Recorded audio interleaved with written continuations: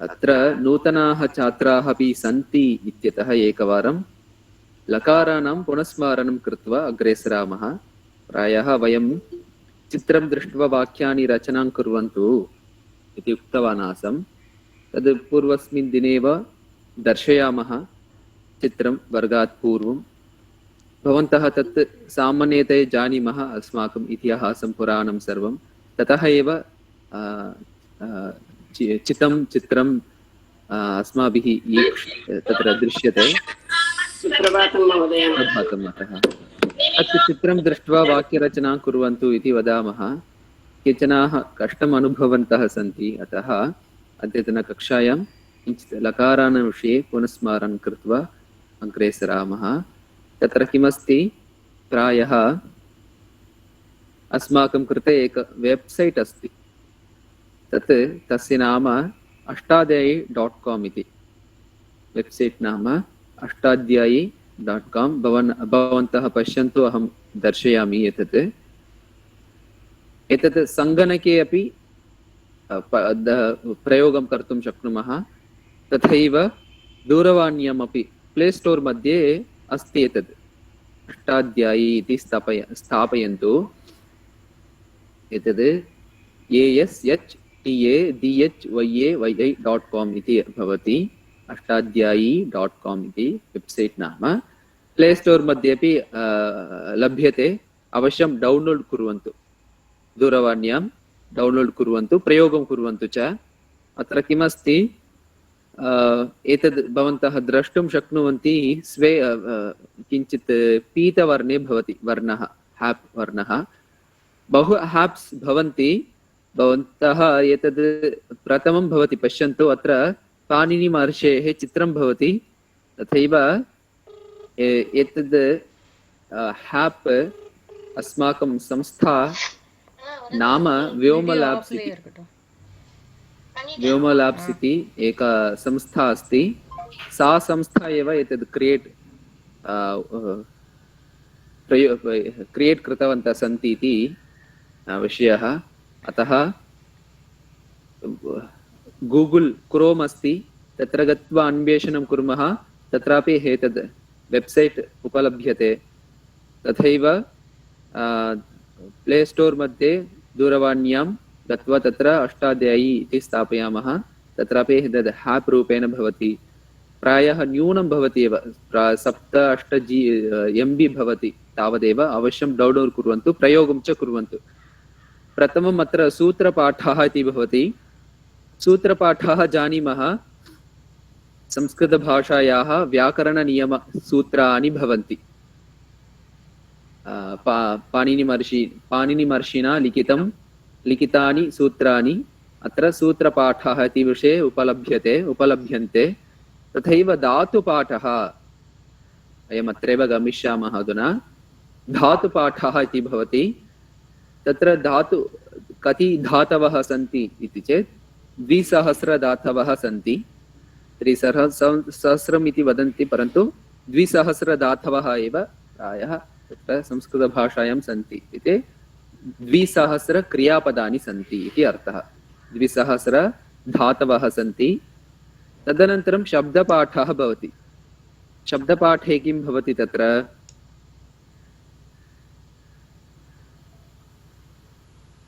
वदन्तु। शब्दपाठः इत्युक्ते कः अर्थः, तत्र किं भवति? शब्दाः भवन्ति किल, सत्यं। शब्दाः भवन्ति, नामशब्दाः, तथैव सर्वनामशब्दाः, संख्याशब्दाः, सर्वम् अत्र उपलभ्यन्ते। सर्वे शब्दाः अत्र न सन्ति। सर्वे शब्दाः अत्र न सन्ति, स्मर्यताम्। प्रायः अकारान्ते इत्युक्ते 10 शब्दाः भवन्ति। आकारान्तस्त्रीलिङ्गः इत्युक्ते 11-15 शब्दाः भवन्ति। तावदेव। सर्वे शब्दाः न उपलभ्यन्ते। सर्वे शब्दाः इत्युक्ते संस्कृतभाषायाम् इन्फिनिटि एव। तावत् अस्ति शब्दाः, वर्ड्स्, तावत् पदानि सन्ति संस्कृतभाषायां। केचन पदान् अत्र, केचन शब्दान् अत्र प्राप्तुं शक्नुमः। भवतु तत्र पश्यन्तु। तथैव कोशान्वेषः इति एकः विषयः, 4th one। चतुर्थः विषयः तत्र कोशान्वेष इति तत्र डिक्शनरी भवति। डिक्शनरी भवति प्रायः तत्र संस्कृतेन एव पूर्णविवरणमपि भवति। भवन्तः यत्किमपि सर्च् कुर्वन्ति पश्यन्तु, उदाहरणार्थम् एकं पदम् अहं स्थापयामि। रामः,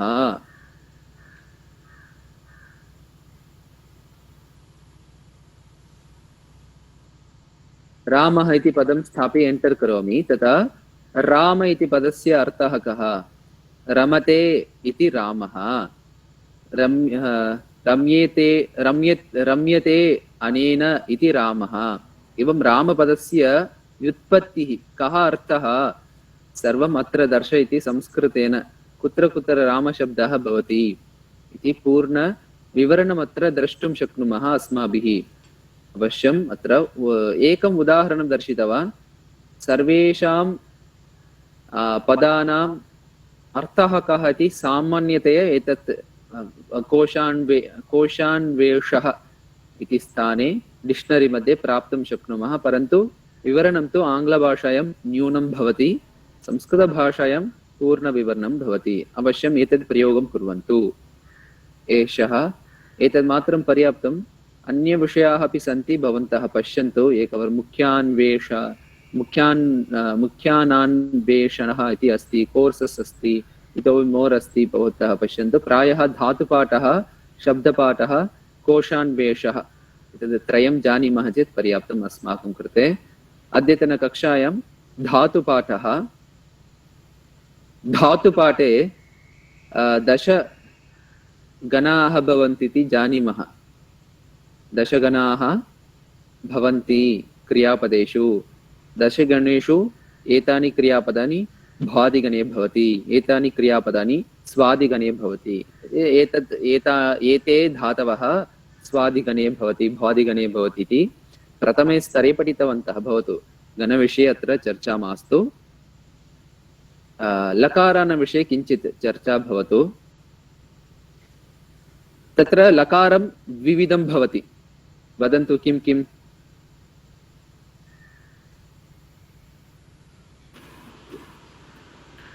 लट् लङ्। लट् लङ् इति द्विविधं वा? 10 लकाराः सन्ति किल? ओ सरि, अर्थेषु लकारः द्विविधः। अर्थेषु लकारः द्विविधः भवति। एकं कालवाचकः, एकं भाववाचकः। कालवाचकः इत्युक्ते कः अर्थः?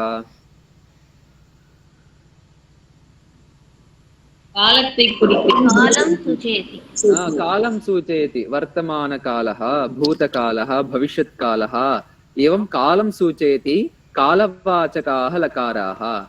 भाववाचकाः लकाराः इत्युक्ते कः अर्थः?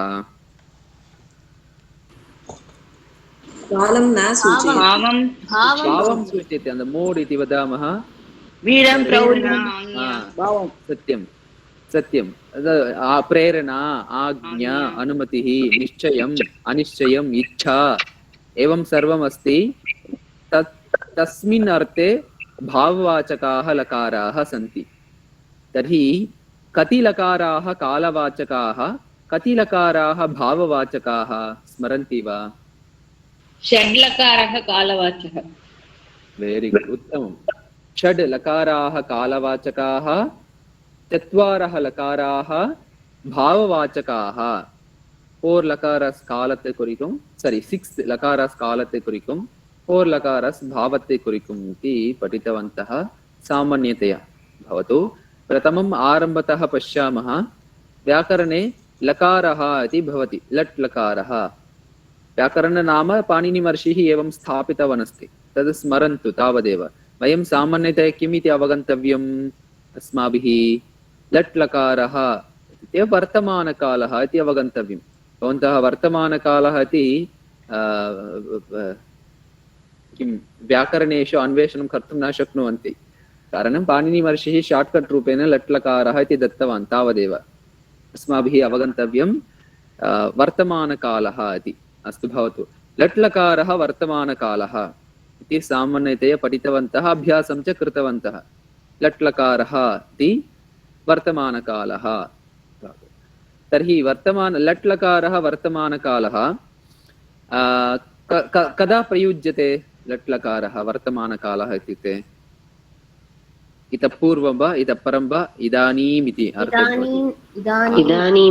इदानीं या कापि क्रिया भवति, आक्षन् सैल् भवति, तदा वर्तमानकालः भवति। सूर्योदयः भवति, इदानीं समयः अस्ति किल, तत्र सूर्योदयः भवति।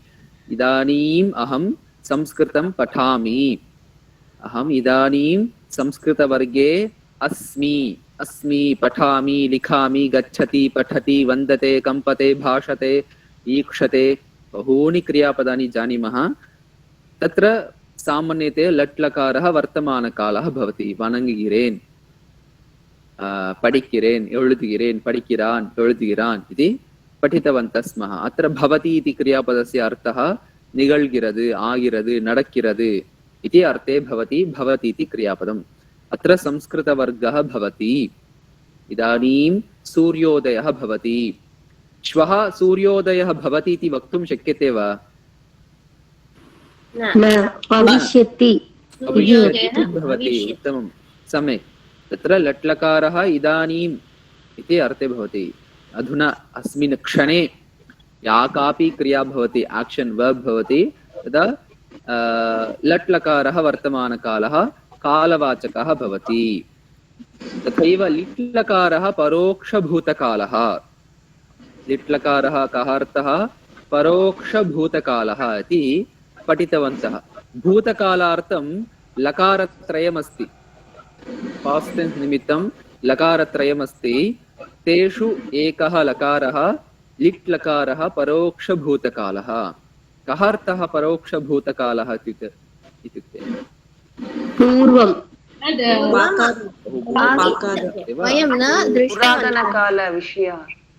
पुरातनकालविषये बोधनार्थं लिट् लकारः परोक्षभूतकालः भवति इति मातुः अभिप्रायः। उत्तमम्।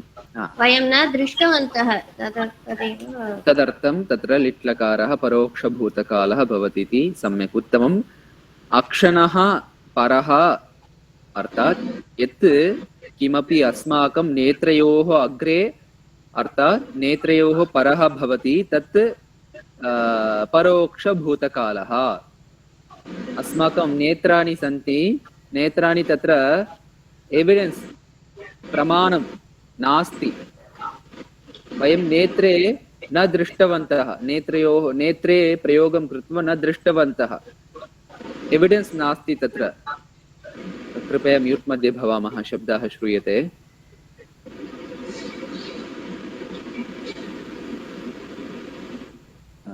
धनलक्ष्मीमातः अस्तु। तत्र किमस्ति? लिट् लकारः परोक्षभूतकालः इत्युक्ते अस्माकं नेत्रे एविडेन्स् रूपेण नास्ति, आधारः नास्ति, तत्र प्रूफ् नास्ति, वयं न दृष्टवन्तः, परन्तु तदभवत् एव। तत् केवलं पुराणेषु एव प्रयोगः करणीयः इति नास्ति। यः पर्यन्तं नैतिकवर्यो या कापि क्रिया अभवत्, कार्यं समाप्तं, எந்த ஆக்ஷனா இருந்தாலும் சரி, गच्छति, पठति, लिखति, எந்த verb இருந்தாலும் சரி, या कापि क्रिया भवतु तत्र लिट् लकारे वक्तुं शक्यते। मोदी महोदयः विदेशं जगाम इति सामान्यतया वक्तुं शक्यते। न मोदी महोदयः तत्र विदेशं गतवान् अस्ति, अहं न दृष्टवान्, कथं ज्ञातवान्? कोऽपि मां सूचितवन्तः, अथवा श्रुतवान् अहम्, अथवा पठनद्वारा ज्ञातवान्। नेत्रे न दृष्टवान्, நேத்ரே இत्युक्ते நேத்ரயோः न दृष्टवान्, இரு கண்களில் நான் பார்க்கவில்லை, இரு கண்களால் इत्युक्ते नेत्राभ्यां न दृष्टवान् अहं। तत्र लिट् लकारः परोक्षभूतकालः भवति। अवगच्छन्ति इति भाति मम। किमर्थं वयं रामायणं महाभारतेषु लिट् लकारं प्रयोगं कृतवन्तः? तत्र वयं न दृष्टवन्तः किल, किम् अभवत् इति वयं न दृष्टवन्तः। कथं ज्ञातवन्तः? पठितवन्तः, अथवा कोऽपि उक्त्वा वयं श्रुतवन्तः, एवं श्रवणद्वारा वा पठनद्वारा वा अन्यैः कथनद्वारा वा कथञ्चित् ज्ञातवन्तः, परन्तु नेत्रे न दृष्टवन्तः। तदेव उदाहरणार्थं रामः वनं जगाम जगाम इत्युक्ते गतवान् इति अर्थः तर्हि लिट् लकारः यत्किमपि क्रियापदं भवतु परोक्षभूतकालः भवति परस्मैपदी क्रियापदानि वा भवन्तु आत्मनेपदी क्रियापदानि वा भवन्तु भूतकालः यः पर्यन्तं प्रयोगं कर्तुं शक्यते केवलं पुराणेषु एव इति नास्ति अवगतं वा लिट् लकारः परोक्षभूतकालः आं जी अवश्यम् एतद् स्मरन्तु स्मरणे स्थापयन्तु एतद् उत्तमपुरुषे मध्यमपुरुषे सामान्यतया प्रयोगे न भवति कारणं मध्यमपुरुषे अपि वक्तुं शक्यते सन्देहप्रश्नं भवति तत्र प्रष्टुं शक्यते भवान् तत्र गतवान् एवं वा इति प्रश्नं कर्तुं शक्नुमः कारणं तत्र वयं न दृष्टवन्तः कोऽपि उक्तवन्तः अथवा उक्त्वा वयं ज्ञातवन्तः वयं या कापि क्रियां कुर्मः तर्हि अज्ञात इत्युक्ते अस्माकं नेत्रे भवति एव अस्माकं नेत्रे पतति एव सा क्रिया अतः उत्तमपुरुषे सामान्यतया प्रयोगे न भवति मध्यमपुरुषे अथवा प्रथमपुरुषे सामान्यतया प्रथमपुरुषे अधिकानि वाक्यानि वक्तुं शक्नुमः भवतु तर्हि बभूव इति अस्ति बभूव इत्युक्ते अभवत् इति अर्थः अभवत् इति बभूव उदाहरणम् एकं वा वदन्तु बभूव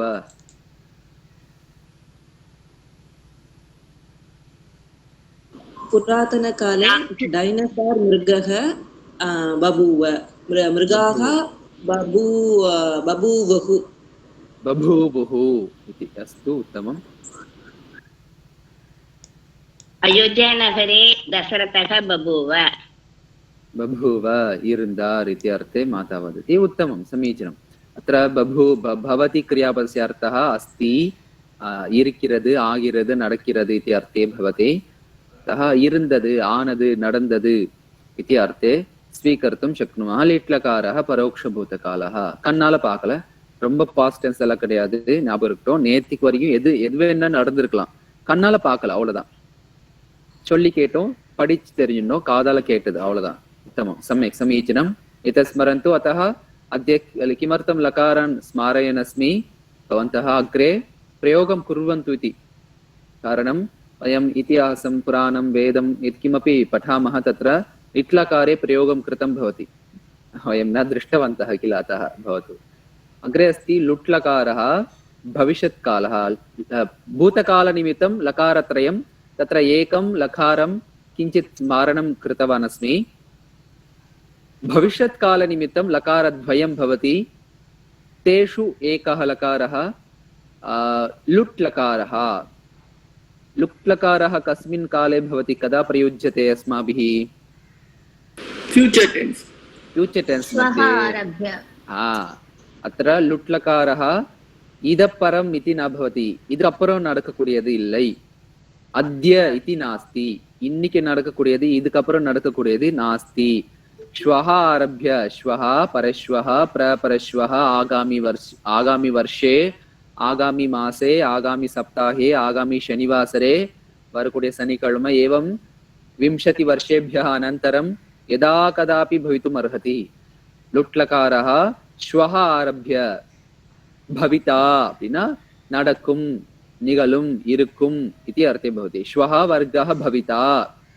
अद्य वर्गः भविता इति सामान्यतया वक्तुं न शक्नुमः कारणं लुट् लकारः अनद्यतन भविष्यत्कालः न अद्य इति अनद्यतन न अद्य इति अनद्यतन श्वः आरभ्य भवति इति अर्थः लुट् लकारः श्वः आरभ्य परश्वः कदाचित् भवितुम् अर्हति परन्तु अद्य नास्ति இதப்பறம் नास्ति இதுக்கப்புறம் இல்லை இன்னைக்கு கிடையாது நாளையில இருந்து நடக்கும் அது எந்த பாபா இருந்தாலும் சரி गन्ता पठिता लिखिता इति प्रायः तत्र दत्ताता इति भवति परस्मैपदीకి न சொல்றேன் आत्मनेपदीக்கு भवन्तः पश्यन्तु एकवारं परस्मैपदी एवं भवति भविता इति निगलुं நடக்கும் ஆகும் इति भविष्यत्काले भवति श्वः आरभ्य तर्हि परश्वः संस्कृतवर्गः भविता अद्य संस्कृतवर्गः भविता इति दोषप्रयोगः अशुद्धप्रयोगः कारणम् एतद् अनद्यतन भविष्यत्कालः भवति स्मरन्तु लिखन्तु समीपे टुडे नास्ति श्वः आरभ्य நாளிலிருந்து ஆரம்பிச்சு எந்த செயல் நடந்தாலும் லுட் லகாரஸ்ய பிரயோகः भवति इति लिखामः चेत् सामान्यतया जानीमः भविता अस्मि நாளைக்கு நான் சென்னை நகரத்துல இருப்பேன் உதாहरणार्थम् अहं श्वः चेन्नै नगरे भविता अस्मि तर्हि अद्य अहं चेन्नै नगरे भविता अस्मि इति वक्तुं शक्यते वा न अशुद्ध प्रयोगः व्याकरणरीत्या तत् पूर्णम् अशुद्धं वाक्यं भवति कारणं भविता अस्मि इति श्वः आरभ्य क्रिया भवति நாளையிலிருந்து அந்த லகாரத்தை பிரயோகம் பண்ணணும் இன்னைக்கிலிருந்து கிடையாது நாளையில இருந்துன்னா நாளைக்கு அப்படி ஆரம்பிக்கிறது இல்லை அந்த ஆக்ஷன் நாளையிலிருந்து நடக்கும் அவ்வளவுதான் நாளை மறுநாள் அடுத்த வருடம் 20 வருடம் கழித்து எப்ப வேணா இருக்கலாம் இது லுட் லகாரः अनद्यतन भविष्यत् कालः लिट् लकारः तर्हि लिट् लकारः अपि फ्यूचर् टेन्स् एव भविष्यत् कालः एव लिट् लकारः अद्य इतः परं सिम्पल् फ्यूचर् टेन्स् सामान्य भविष्यत् कालः भविष्यति अद्य संस्कृतवर्गः भविष्यति इतः परं संस्कृतवर्गः भविष्यति सायंकाले संस्कृतवर्गः भविष्यति अद्य रात्रौ 8 संस्कृतवर्गः भविष्यति इति अद्य इति भवति तस्मिन् वाक्ये तदा लिट् लकारस्य प्रयोगं कर्तुं शक्यते एतदपि भविष्यत्कालः एव परन्तु अद्य एव भवति तर्हि श्वः संस्कृतवर्गः भविष्यति इति सामान्यतया वदामः व्याकरणरीत्या शुद्धं वा अशुद्धं वा अशुद्धम् अशुद्धं भविता अशुद्धं भविता इत्येव भवितव्यं भविष्यति इति न वक्तुं शक्यते व्याकरणरीत्या परन्तु भाषा सरलं भवेत् इत्यतः वयं सर्वत्र किं कुर्वन्तः स्मः श्वः वर्गः भविष्यति आगामी मासे वर्गः भविष्यति अग्रे 20 वर्षेभ्यः अनन्तरं संस्कृतवर्गः भविष्यति इति सर्वत्र भविष्यति इति प्रयोगं कुर्वन्तः स्मः पूर्णदृष्ट्या तत्र वाक्यम् अशुद्धम् इति नास्ति परन्तु व्याकरणरीत्या लकारद्वयम् अस्ति भविष्यत्कालनिमित्तं लुट् लकारः अनद्यतन भविष्यत्कालः श्वः आरभ्य लिट् लकारः इतः परम् अद्य रात्रौ अद्य सायंकाले अद्य सायम् इति लिट् लकारस्य प्रयोगः करणीयः स्मरन्तु अधुना अवगतवन्तः लुट् लकारः अनद्यतन भविष्यत्कालः लिट् लकारः सामान्य भविष्यत्कालः लोट् लकारः जानीमः लोट् एतद् पठितवन्तः अधुना लकारत्रयं लकारचतुष्टयं कालवाचकाः 4 लकाराः तत्र कालवाचकाः लोट् लकारः कालवाचकः वा भाववाचकः लकारः एक्स्प्रेशन् इति वदामः अन्द मोड् तर्कुडियते लोट् लकारः कालवाचकः नास्ति भाववाचकः 6 अर्थेषु भवति इति उक्तवान् 6 मीनिङ्ग्स् वरुम् एतद् सर्वम् अग्रे पठिष्यामः अवश्यं ज्ञास्यामः पूर्वं पाठितवान् अस्मि तथापि एकवारं स्मारयामि लोट् लकारः तत्र आज्ञा प्रश्नः प्रार्थना आमन्त्रणं पद्धतिः आशीर्वादः आज्ञा इति कः अर्थः आज्ञान रिक्वेस्ट இல்ல ஆக்ஞான ரிக்வெஸ்ட் கிடையாது கட்டளை भवतु संस्कृतवर्गः भवतु संस्कृतवर्गं वகுப்பு இருக்கட்டும் बालकः पठतु सारी मणिकनं त्वं पठ नी पढि त्वं भव नी इरु अद्य भवान् अत्रैव भव अथवा त्वम् अत्रैव भव नी इरु कट्टलै भवति आज्ञा भवति प्रश्नः प्रश्नं पृच्छामः केळ्वि केप्पों किम् अहं पठामि न पठिकलामा अप्पडिनु केप्पों तत्र प्रश्नः भवति प्रार्थना प्रार्थना इति कः अर्थः रिक्वेस्ट लिया प्रार्थना न प्रेरणा इति अर्थे भवति प्रेरणा इति प्रार्थना इति समानार्थः भवति प्रार्थनां कुर्मः तत्र पिता अस्ति पुत्रः अस्ति पुत्रं विद्यालयं नयति योजयति विद्यालये तदा वदति मम पुत्रं कृपया पाठयतु भवान् इति वदामः। तत्र प्रश्नः नास्ति, तथैव आज्ञा नास्ति, रिक्वेस्ट् करोति, प्रार्थनां करोति, प्रार्थनां करोति। अस्तु, स्मरामः, प्रेरणा अथवा प्रार्थना समानार्थः। आमन्त्रणं करोति, अग्रे चतुर्थः अर्थः भवति आमन्त्रणम्। आमन्त्रणम् इत्युक्ते कः अर्थः? इन्वैट् पण्डது, भवान् मम गृहम् आगच्छतु अथवा त्वं मम गृहम् आगच्छ। अत्र कस्मिन् अर्थे भवति? आज्ञा नास्ति, प्रश्नः नास्ति, प्रार्थना नास्ति, आमन्त्रणं करोति, आगच्छतु वाङ्गो इति प्रार्थना இது மன்னிக்கணும், ஆமந்திரணம் கரோதி, அழைப்பிதழ். அந்த அர்த்தத்துல லோட் லகாரः भवति। तथैव पद्धतिः, पद्धति इत्युक्ते कः अर्थः? முறை முறை இந்த மாதிரி இப்போ எனக்கு சென்னை நகரத்துக்கு போக தெரியாது, अहं चेन्नै नगरं गन्तुं मार्गं न जानामि, तदा पृच्छामि महोदय चेन्नै नगरं कथं गन्तव्यं मया इति प्रश्नं करोमि। तदा सः वदति महोदय अनेन मार्गेण गच्छतु। तत्र गच्छतु तद् क्रियापदमेव, समानक्रियापदं। गच्छतु, तत्र एकं सिग्नल् आगच्छति, तस्मिन् वामभागे विद्यमान मार्गे गच्छतु, एवम् एतादृशं गच्छतु इति पद्धति इति अर्थे भवति, प्रोसेस्। இந்த மாதிரி படிங்கோ, तत्र भवद्भ्यः सर्वेभ्यः अपि उपायं वदामि, एतादृशं पठन्तु, एवं लिखन्तु, तदा संस्कृतं सरलं भवति इति सर्वं वदामि। तर्हि अत्र आज्ञा नास्ति, प्रश्नः नास्ति, प्रार्थना नास्ति, आमन्त्रणं नास्ति, पद्धतिः, प्रोसेस्, सेल्मुरै भवति। एवं कुर्वन्तु। महोदय पद्धति पन्दन्ति महोदय, how do you पद्धतिः, पद्धतिः पद्धतिः, पद्धतिः, பद्धதி தமிழ் மொழியில சொல்றோம் இல்லையா, செயல்முறை, மெத்தட், பद्धதி, அதான்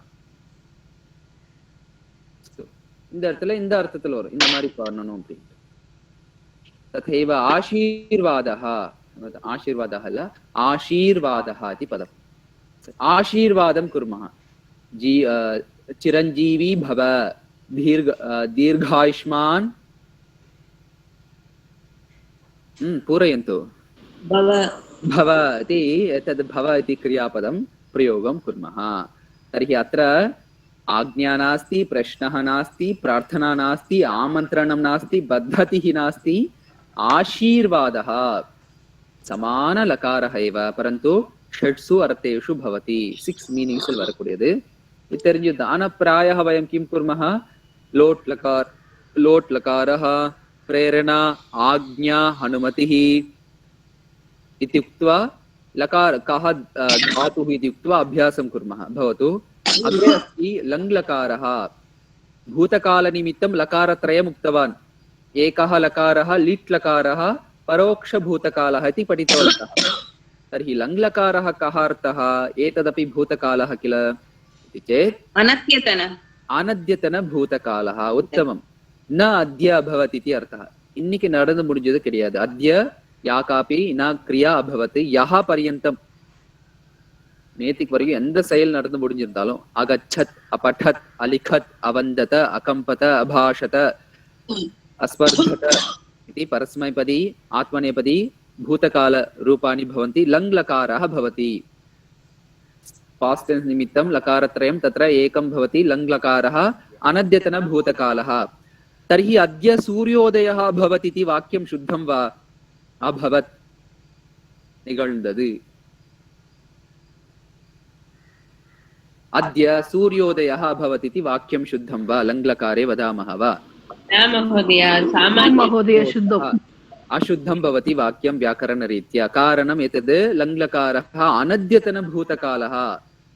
यः पर्यन्तं या कापि क्रिया अभवत् तत्र एव अभवत् इति क्रियापदस्य प्रयोगः करणीयः व्याकरणरीत्या। परन्तु वयं सर्वत्र अभवत् इति प्रयोगं कुर्वन्तः स्मः। दोषः नास्ति, व्याकरणरीत्या तत् लङ् लकारः अनद्यतन भूतकाले एव प्रयोगः करणीयः इति मनसि स्थापयन्तु।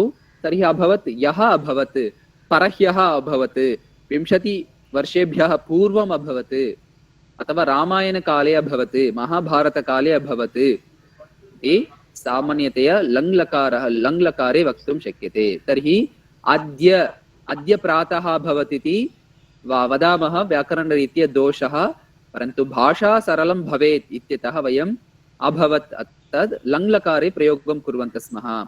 प्रातः माता मन्दिरम् अगच्छत् इति गतवती इति अर्थः, सेण्ट्राल् इति वदामः। परन्तु व्याकरणरीत्या दोषः अद्यन् வரக்கூடாது, யஹான்னு வந்தா பிரயோகம் பண்ணலாம், யஹ பரஹ்யஹ அல்லது 20 வருஷத்துக்கு முன்னாடி। विधिलिङ्गलकारः लोट् लकारः षट्सु अर्थेषु भवति इति पठितवन्तः। लोट् लकारार्थे अपि प्रयोगं कर्तुं शक्यते। तथैव अनिश्चयार्थे निश्चयेन अथवा अनिश्चयार्थे डेफिनेट्लि अथवा अन्यत् किं भवति आङ्ग्लभाषायां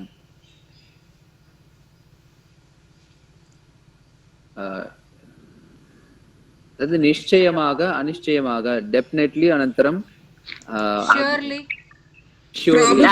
will happen सत्यं probably इति भवति, certainly इति अपि भवति, सत्यमातः अதாவது நடக்கும் கண்டிப்பாக அல்லது பெரும்பாலும் அந்த அர்த்தத்தில் வரக்கூடியது। லோட் லகார அர்த்தத்திலும் பிரயோகம் பண்ணலாம்। லோட் லகார 6 அர்த்தத்துல பார்த்தோம், அதே அர்த்தத்துல இந்த விதிலிங் லகாரத்தை பிரயோகம் பண்ணலாம்। இந்த விதிலிங் லகாரः अपि कालवाचकः नास्ति, भाववाचकः, एक्सप्रेशन मोड ஞாபகம் இருக்கட்டும்।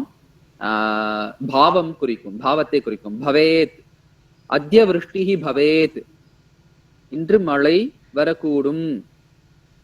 अथवा बालकः विद्यालये भवेत्, சிறுவன் பள்ளிக்கூடத்தில் இருக்கட்டும் அப்படினா லோட் லகார அர்த்தத்துல நீங்க பிரயோகம் பண்ணலாம்। तथैव आशीर्वादार्थे पद्धति 6 अर्थத்துல பார்த்தோம்ல, அதே அர்த்தத்துல விதிலிங் லகாரः भवति। तथैव निश्चयार्थे अनिश्चयार्थे अद्य वृष्टिः निश्चयेन भवेत्, अत्र निश्चयार्थे अस्ति वा अनिश्चयार्थे अस्ति वा, निश्चयेन भवेत् इति। बालकः संस्कृतं पठेत्, இது பெரும்பாலும் படிக்கட்டுமா அல்லது படிக்க வேண்டுமா கண்டிப்பாக அப்படின்னு அர்த்தத்தில் வருமா? பெரும்பாலும் படிக்கட்டும், சம்ஸ்கிருதம் படிக்கட்டும் அப்படின்னு நம்ம எடுத்துக்கலாமா? படிக்க வேண்டும், எல்லாரும் படிக்க வேண்டும் தானே? இப்ப கண்டிப்பா எடுத்துப்போம்। பாலகாக தர்மம் ஆச்சரேத், இந்த இடத்துல சொல்லுங்க, பெரும்பாலும் செய்யட்டுமா அல்லது செய்ய வேண்டுமா? செய்ய வேண்டும் தர்மத்தை பின்பற்றப்பட வேண்டும் இல்லையா, பின்பற்ற வேண்டும்। அப்ப अत्र निश्चयार्थे भवति, समान लकारः एव निश्चयार्थे अपि वक्तुं शक्यते, अनिश्चयार्थे अपि वक्तुं शक्यते। तत्र पदम् अनुसृत्य तत्र धर्मः, இந்த கண்டிப்பாக இந்த விதி भवति किल, प्रकृति विधि, அதெல்லாம் இதெல்லாம் வருமா, அதெல்லாம் तत्र निश्चयार्थे भवति। இந்த மழையெல்லாம் இருக்கும் இல்லையா, அது நம்மளால சொல்ல முடியாது, भवति वा न भवति वा। तत्र वृष्टिः प्रायः भवेत्, अद्य वृष्टिः निश्चयेन भवेत् इत्यपि वक्तुं शक्यते। अतः विधिलिङ्गलकारः कालवाचकः नास्ति, भाववाचकः। तत्र लोट् लकारार्थे निश्चयार्थे अनिश्चयार्थे भवति। अग्रे अस्ति आशीर्लिङ्गलकारः, एतद् किञ्चित् अग्रे पश्यामः, समयः नास्ति। लुङ्लकारः, लुङ्लकारः कः कालः? सामान्य भूतकालः, सिंपल पास्ट टेंस। अद्य या कापि क्रिया भवति, इन्निकि நடந்து முடிஞ்சது, तत्र लुङ् लकारः भवति। कालत्रयं भूतकालनिमित्तं कालत्रयं भवति, तत्र लुङ् लकारः अद्य अभूत्। अपो अद्य प्रातः सूर्योदयः अभूत् इति शुद्धं वा वाक्यं? शुद्धं महोदय, शुद्धं। तर्हि यः सूर्योदयः अभूत् इति शुद्धं वा वाक्यं? व्याकरणरीत्या अशुद्धं। இன்னைக்கு நடந்து முடிஞ்சது அப்படின்னா லுங் லகாரः भवति, இன்னைக்கு நடந்து முடிஞ்சதுன்னா லுங் லகாரः भवति, ஞாபகம் இருக்கட்டும்। तर्हि अद्य प्रातः सूर्योदयः अभूत्, अद्य मम भोजनम् अभूत्, अभूत् इति तत्र लुङ् लकारे भवति, स्मर्यताम्। अस्तु, तत्र प्रायः एतदपि कालवाचकः। विधिलिङ् लकारः आशीः, तथैव लोट् लकारः, लृङ् लकारः, एते सर्वेपि 4 लकाराः भाववाचकाः, अन्यलकाराः कालवाचकाः। अस्तु।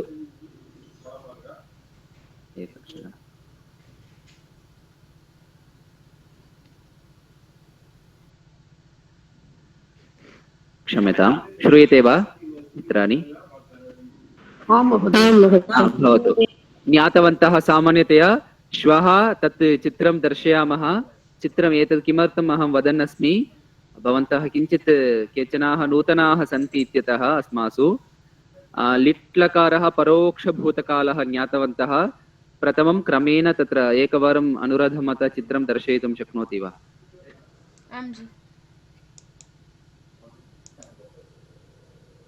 किञ्चित् इतस्ततः भवति वर्गः परिचयवर्गः अस्ति एव, आरम्भं करिष्यामः। एकवारं चित्रं दृष्ट्वा कथं वाक्यरचनां करणीयमिति एकवारं स्मारयामि। किमस्ति एतत् चित्रं पश्यामः। प्रथमं लट्लकारे वाक्यानि लिखन्तु। उदाहरणार्थम् एकं वदामि। नमस्ते भगिनी। किं चिन्तयामः? अस्मिन् चित्रे कृष्णः, कृष्णस्य पिता तथैव सर्पस्य नाम एतत् सर्वं लिखन्तु। सन्ति, वर्तमानकाले किं वदामः? सन्ति। तत्र पिता, तत्र कृष्णस्य पिता कृष्णं नयति किल, कृष्णं नयति इति वाक्यानि सामान्यतया वर्तमानकाले लिखन्तु। किम् अस्ति, किं जायमानम् अस्ति तत्र? वृष्टिः भवति, तत्र जायमानम् अस्ति वा? இங்க மழை பெஞ்சிட்டு இருக்கு அந்த பிக்சர்ல, சித்ரே. वृष्टिः पतति, वृष्टिः भवति, वृष्टिः पतति, मळै उळिगिरदु। एवं वाक्यानि। तत्र समुद्रः अस्ति अथवा नदी अस्ति। समुद्रः वा नदी वा? यमुना नदी। समुद्रः वा नदी वा? नदी किल? अस्तु, नदी अस्ति इति जानन्तु। तत्र नदी अस्ति, नद्यां जलं पूर्णमस्ति। एवं नद्याः नाम किं सर्वं ज्ञात्वा भवन्तः वाक्यरचनां कुर्वन्तु। एतत् कृतवन्तः वा? सामान्यतया 4 वा 5 पदानि वाक्यानि वा लिखन्तु लट्लकारे, प्रेजेंट टेन्स मध्ये, वर्तमानकाले। मतः वाक्यरचना अत्र नास्ति। एवं लिखन्तु। श्वः वदन्तु, अद्य नास्ति। श्वः, अद्य नास्ति। अद्य उपायं वदन् अस्मि, कथं लेखनं करणीयं, कथम् अस्माभिः चिन्तनीयम् इति वदन् अस्मि। तर्हि लिट्लकारे अथवा लङ्लकारे, लुङ्लकारे वदन्तु इति वदामि। प्रथमं लिट्लकारे चिन्तयन्तु। இந்த சித்திரம், இந்த சம்பவம் இங்க நடந்து கொண்டிருக்கிறது, நடந்துட்டு இருக்கு இல்லையா? இதுக்கு முன்னாடி என்ன நடந்தது? தர்ஹி குத்திர கிருஷ்ணः ஆசீத், தத்ர கம்சः इति कः, चित्र कृष्णः कथम् अवतारं स्वीकृतवान्, एतत् सर्वं लिट्लकारे परोक्षभूतकाले वदन्तु, लिखन्तु।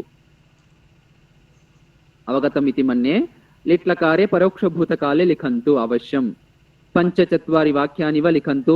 அந்த क्रियापदं நமக்கு தேர்வு தெரியும்। अष्टाध्यायी मध्ये गत्वा अन्वेषणं कुर्मः। सर्च् इति एकं कालं भवति, उपरि क्रियापदम् उट्टङ्कनं कुर्वन्तु। तत् क्रियापदं तत्र आगच्छति।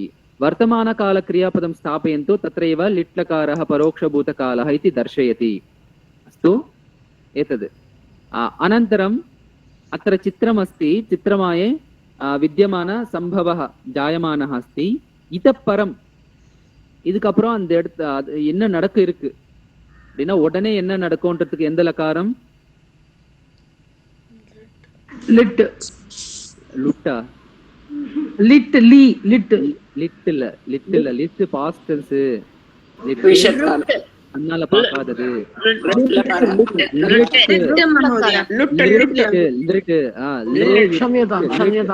நாஸ்தி மாதா. லிட் லகாரஹ, உடனே என்ன நடக்கும், நாளைக்கு அப்புறம் என்ன, அதுக்கப்புறம் என்ன நடக்க இருக்கு, அது भवन्तः संस्कृतेन चिन्तयन्तु, वाक्यरचनां च कुर्वन्तु। अस्तु, अवगतं वा कथं वाक्यरचना करणीया इति ज्ञातवन्तः? भवतु, समयः अतीतः। श्वः